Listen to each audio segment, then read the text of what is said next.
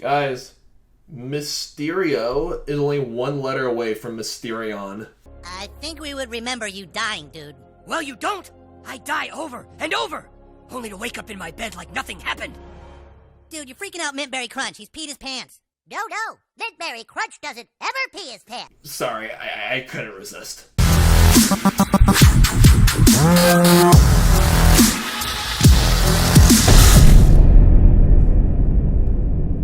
I saw Endgame for a second time last weekend for its release, and I got this poster. So yeah, it's my little Avengers collection is 50% complete. And yeah, let's talk about Spider-Man Far From Home, which is the latest MCU film that is a follow-up to both Spider-Man Homecoming and Avengers Endgame. It's set after the events of Endgame, after the 5-year time jump, after everyone was blipped out of existence, and now everyone's trying to get back to normal. And Spider-Man, Peter Parker, the one and only Peter Parker himself, played by Tom Holland, is just wants to go on a school trip with him and his classmates just to go see Italy and Austria, all these different European places. Just let's all just have a vacation and take a little. And he just wants a break from all the superhero stuff. But he gets as you guys saw in the trailers, he gets attacked by elementals. And Nick Fury shows up with this new hero called Mysterio, who's played by Jake Gyllenhaal. And yeah, another quest to save the world begins. So as you guys can probably guess, I went into Far From Home with pretty optimistic expectations. I love Tom Holland. My respects and thanks go out to Tobey Maguire and Andrew Garfield, but he's hands down the best Spider-Man. You guys aren't changing my mind on that. And Homecoming, which came out 2 years ago in 2017, was an awesome film. It just works as both a superhero movie and a coming-of-age movie, and so does Far From Home. More on that later. And yeah, this film had some pretty big shoes to fill after the Endgame making all the money that it did. And you guys also saw this in the trailer. Iron Man is dead, and Peter Parker has a lot of pressure put on him. It's what am I gonna do now that he's gone? Blah blah blah. And yeah, and I was really expecting more of the same things I liked about Homecoming in this film. A film that could balance out superhero stuff with coming of age stuff.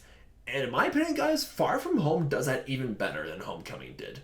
One of my problems with Homecoming is that I feel like it was, it was a great movie, but I feel like it was a little lacking on the action part. There was a little too slow paced at a few scenes, and there was when I wanted more of Spider-Man fighting dudes, and you get a lot more of that in this movie than you do in Homecoming. There's the special effects, obviously they pop out, and it's not as good as previous Marvel movies in my opinion, but I will say the elementals look really big and menacing, and there's just some are made of water and earth and magma, and they're just tearing dudes apart.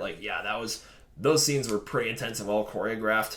And this film, I swear, Tom Holland, his spidey senses, they know me.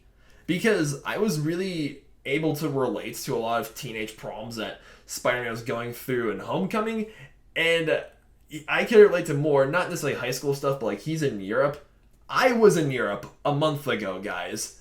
And a lot of stuff that happens in Far From Home, I couldn't help but think to myself, hey, that reminds me of my trip to Frankfurt. And by the way, on my flight to Frankfurt and the flight back from Frankfurt, their whole safety instructions video was all Spider-Man-ish to get people more hyped for the movie, because you see some United Airlines product placement in this movie, and it's just I see the safety instructions video. It's this is our first Marvel movie without a Stan Lee cameo. But he does have a cameo in a freaking airline commercial. Just, oh, rest in peace, dude. We miss you so much. And just in Homecoming, I love the chemistry that Peter Parker has with his classmates. And it's Ned is funny as ever. And I really love this dynamic that he has between him and MJ, who's played by Zendaya. And you see that you know that he likes her, but you're very curious throughout the movie to see how things are going to end up between him. Is he going to get the girl, or is he just going to stay in the friend zone?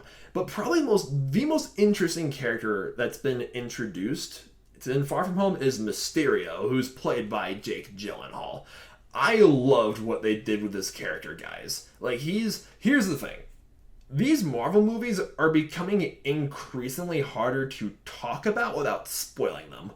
which is a good thing because it shows that like superheroes aren't just these like simple campy like just popcorn fests. There's more layers and story details to them. But at the same time, I don't like how these Marvel movies are becoming harder to talk about without spoiling them because it's harder for me to review them. And I had to like skimp around on a lot of details and basically just ramble and go on tangents for 10 minutes for you guys. But like, I will say the majority of like nitpicks and minor issues that I have with Far From Home are in the first half of the movie. The second half of the movie, things really pick up. And again, it's very hard to talk about without spoiling it. So yeah, guys, definitely go see Far From Home because there's a lot of like stuff that happens in the second half, like more action scenes, more just different things, like, more development for Spider-Man. And guys, definitely stick around for the credits. Trust me. I know there weren't any post-credit scenes in Endgame, but there are post-credit scenes in this film, and trust me, you do not want to miss it. Nick Fury is in this movie again, because he wasn't really in it a whole lot in Endgame, which, I feel like this movie, for the scenes that he was in, which aren't too many, this movie definitely makes up for his absence. I mean, you briefly see him in Endgame, but, he's never, gets any dialogue, so this movie makes up for that. When my friend Ryan, I saw this movie with my friend Ryan, and when we were walking back from the theater, he was telling me about the Sinister Six, which is basically just a bunch of Spider-Man villains teaming up to kill Spider-Man. I hope they make an appearance in the MCU films, because, guys, I am way too obsessed with Me and the Boys. Oh my goodness, that meme, that template is golden. So yeah, this movie makes me even more curious for the direction that the MCU is heading in. And I'm feeling a little more optimistic after, about the whole X-Men merge and whatever. Because this is the official start of Phase 4 for the MCU. And I really was not a fan of Dark Phoenix. I mean, I don't think anyone was in all honesty. But now I feel a little more comfortable that the merging of the MCU cinematic universe with X-Men is gonna go more smoothly. Because the writers over at Disney and the MCU, they still got it. Even after the mind F that was Endgame, there was still they still can pull off a good movie. So I'm very grateful for that. Because guys, I'm gonna give Spider-Man Far From Home a 9 out of 10 stars. It's an awesome film. I was tempted on just not reviewing this movie and just making all the MCU films that I've seen from worst to best.